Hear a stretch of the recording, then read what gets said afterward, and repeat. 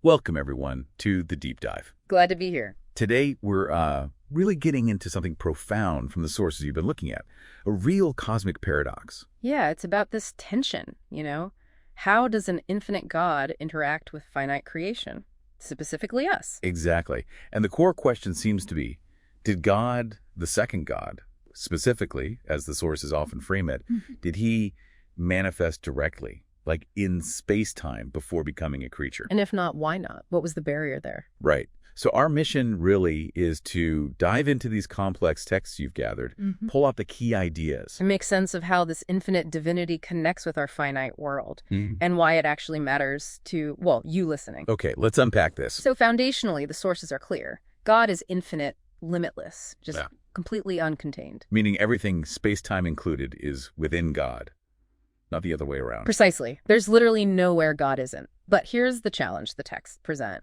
Despite being everywhere, the sources suggest creatures, especially, creatures capable of sin, they couldn't handle seeing God directly. Couldn't handle it how? Like it would be overwhelming. Annihilating is the sense you get. They'd basically perish, which is why the texts argue God chose to sort of hide or conceal himself. That's a big concept. Yeah. So God's everywhere, but seeing him directly is fatal.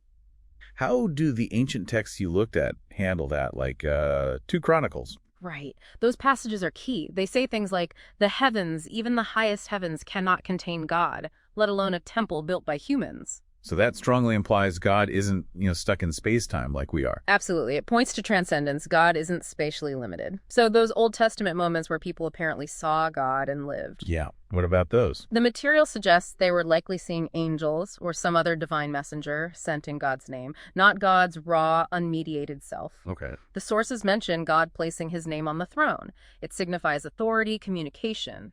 But not direct physical presence, like a divine representative. Exactly. A proxy carrying authority, but not the infinite essence itself. It's a really crucial distinction they draw. Okay, I think I get that.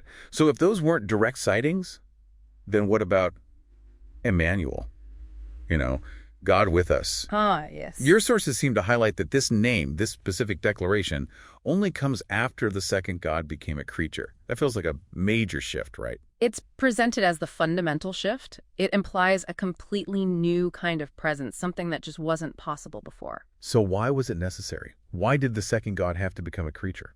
Well, the texts argue it was essential precisely because it allowed humanity, finally, to see God directly without being annihilated. It bridged that infinite finite gap. Wow. Okay, and there's more. This act also allowed the second God to formally take on or confirm his governing authority by tackling sin and death within our space-time reality. You mean like overcoming them from the inside?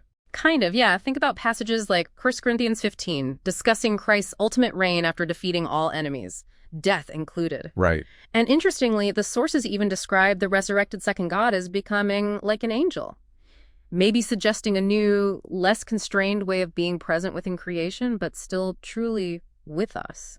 So let me see if I'm tracking this. The picture emerging from your research is, it's profound.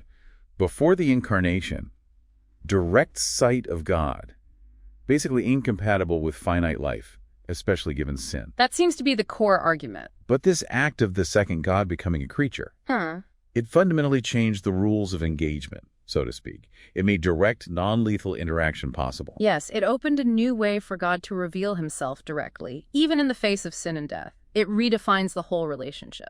So the key takeaway isn't that God was somehow limited before. Not at all, according to these sources. It's the opposite. It's because God is infinite and, loves creation that he chose this specific, intricate path. The incarnation wasn't a limitation, but a deliberate act of connection. Making interaction possible without annihilation. Exactly. Connection, revelation, and ultimately triumph over the things that separate creation from God. So, as you're listening, think about this. This idea of a God who is truly everywhere, yet deliberately chooses how and when to reveal his direct presence. How does that shift your own understanding? Yeah, what does it mean for divine presence and purpose if it involves such a specific, transformative act? What new questions does this raise for you about that relationship between the infinite God and our finite existence? Something to really ponder.